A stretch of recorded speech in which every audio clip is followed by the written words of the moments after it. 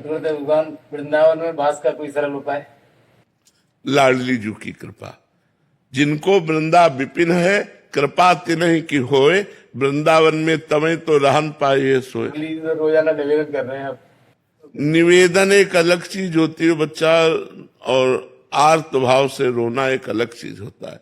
हम जब काशी से आए तो वृंदावन में हमारा कोई परिचय तो था नहीं, तो एक संत से मिले तो उनसे कहा अगर हमें 3 दिन वृंदावन रहने को मिल जाए तो हम दर्शन कर लें। बिहारी जी के नाम सुना था, कहाँ है बिहारी जी कुछ पता नहीं। तो उन्होंने एक जगह हमको रखा और जब यहाँ दर्शन किया, रास और कथा सुनी।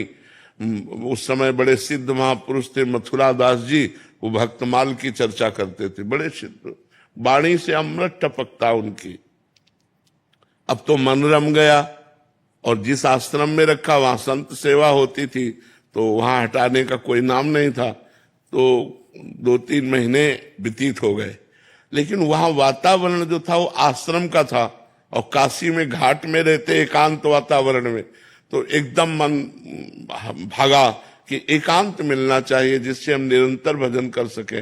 अब वहां एकांत तो हमारा कोई परिचय नहीं, तो मदन मोहन का टीला देखा है, इस टीले पे चढ़ करके एकांत में दोपहर के समय खूब रोए भगवान से आर्त भाव से। 1 रुपया पास नहीं, एक व्यक्ति से परिचय नहीं, 1 इंच जगह नहीं, बिल्कुल अकिंचन ऐसे खूब रोए कि भगवान मुझे वृंदावन वास दे दो।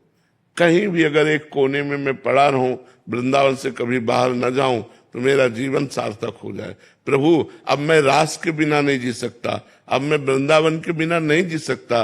ये जो भगवत कथा होती है, ये जो रास होता है, उस समय उड़िया बाबा में रास हुआ करता था, अब तो सब परिवर्तन हो गया। ये स्वामी रासाचार्य श्री राम स्वरूप जी का पांडाल, यहाँ रास होता, वो पांडाल टूट गया। अब तो बड़ा समय आधुनिक आ गया है, जगह जगह बिल्डिंगे, नहीं तो बहुत लता पता सब। रोए बच्चा, जब खूब रोए, घंटों रोए, और रो करके सोचा कि अब चलो काशी चलते हैं, पुनः जैसा हमारा जीवन था। तो जो ही उतरे तो एक छोटी सी इतनी बड़ी लाली गौर वर्ण की हमारा चला पकड़ा, दोपहर का समय था, और बस ऐसे घूमने लगी चारों तरफ, और बोले थे जाएगो बाबा जाएगो। तो हमारी तो कुछ समझ में नहीं आ रहा था, क्योंकि भाव में एकदम उतरे थे, अचला छीना ऐसे चल दिया। जब आगे चले तो हमारे दिमाग में आया ये लाली क्या कह रही थी, जाएगो बाबा।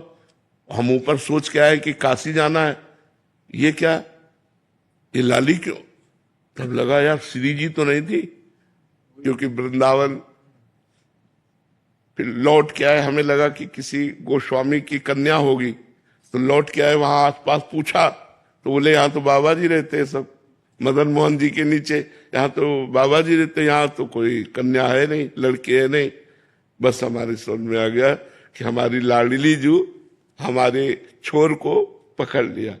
जिस आश्रम में हम रहते थे उस आश्रम में गए तो पहले से एक संत खड़े थे। उन्होंने कहा बाबा एक महेशानंद गिरी जी संत हैं, आप उनको नहीं जानते, उन्होंने आपको देखा है, वो आपसे मिलना चाहते हैं। उनका क्यों, जब जानते नहीं तो क्यों मिलना। बोले हमें पता नहीं, लेकिन आपको बुलाया है। हम गए, बोले वहां जहां आप रह रहे हो वहां अनुकूल आपके नहीं होगा, एक कमरा है एकांत में, आप यहाँ रह लीजिए। आप क्या व्यवस्था लाडली जी की, और आज देख लो सब व्यवस्था उन्हीं की।